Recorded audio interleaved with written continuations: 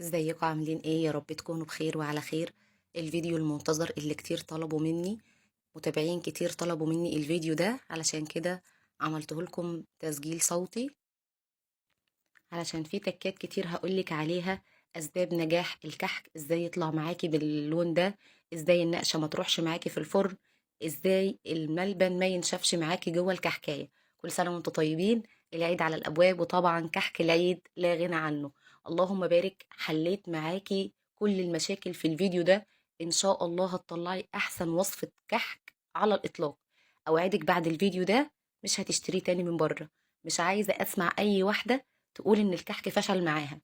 المرة دي بحل معاكي كل المشاكل اللي ممكن تقابلك او تواجهك.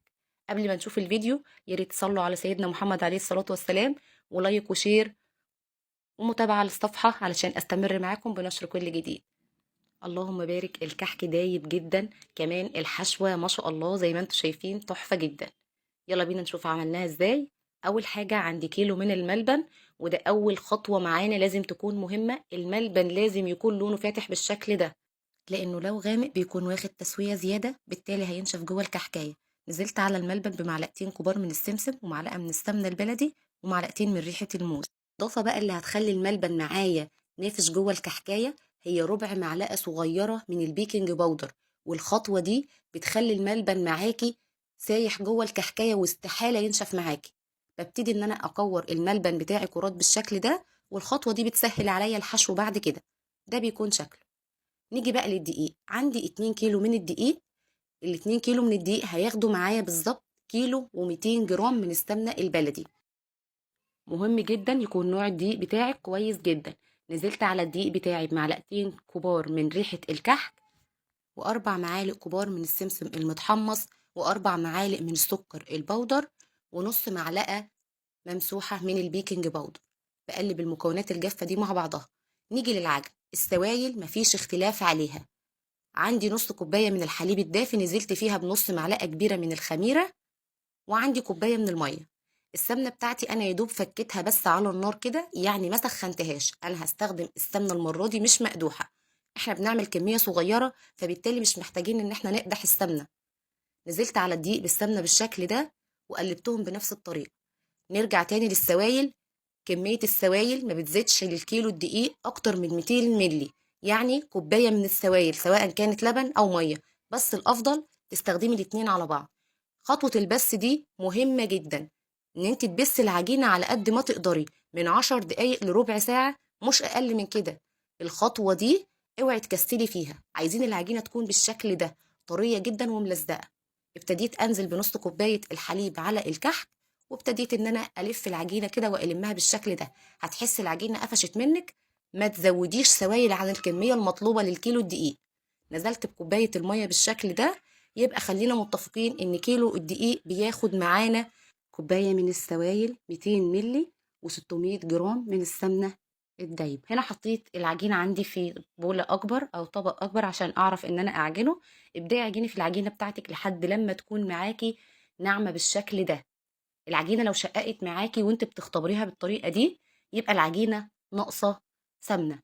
اما لو العجينة مسكت معاكي في المنقاش وابتدت تطلع العجينة معاكي في المنقاش، يبقى العجينة ناقصة سوائل.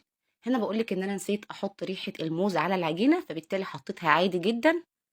وابتديت برضو اختبر العجينة تاني، بتكون معايا اللهم بارك بالشكل ده. التزمي بكل الخطوات والمقادير.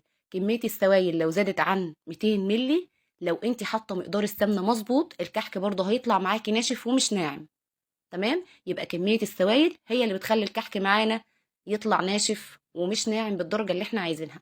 ابتديت احشي الكحكايه، باخد قطعه العجين ما بين ايديا، وببدا ان انا اطريها بالشكل اللي انتوا شفتوه ده، وبعمل فتحه مجوفه في نص الكحكايه، وابتدي ان انا احشيها بالحشو. قطعه الملبن مهم تكون اصغر من حجم الكحكايه، علشان طبعا لسه هتنفش معانا جوه الكحك. نيجي للتسويه. التسويه حاجه مهمه جدا وعامل مهم في ان الحشو ما ينشفش جوه الكحك. ازاي؟ الكحك المحشي بيدخل فرن ساخن مسبقا على درجة حرارة 180 لو فرنك عالي، لو فرنك واطي يبقى 190 ومش أقل من كده. لو طولنا مدة التسوية على الكحك، الملبن بيغلي جوه الكحكاية، بالتالي بتنشف وبتطلع معاكي معضمة، ولا كأننا عملنا حاجة. تمام. باكد عليكي الكحك محشي بيدخل على درجه حراره 180 او 190 وبيخرج معاكي بالشكل والجمال ده. لو الكحك بتاعك ساده يبقى هيدخل على درجه حراره 150 او 160. اللهم بارك، الكحكايه دايبه وناعمه، الحشو مظبوط جدا جدا. لو في اي معلومه فاتتك تقدري ترجعي للبوست اللي نزلتلك فيه، كل التفاصيل عن الكحك مكتوبه هتلاقيها موجوده على البيج ان شاء الله. ومتاكده جدا لو التزمت بكل الخطوات اللي بقولك عليها هتطلعي الكحكايه بالشكل والجمال اللي انت شايفاه ده. اللهم بارك، الحشوه تحفه جدا، الكحكايه ناعمه ودايبه وفي نفس الوقت محافظه على شكلها.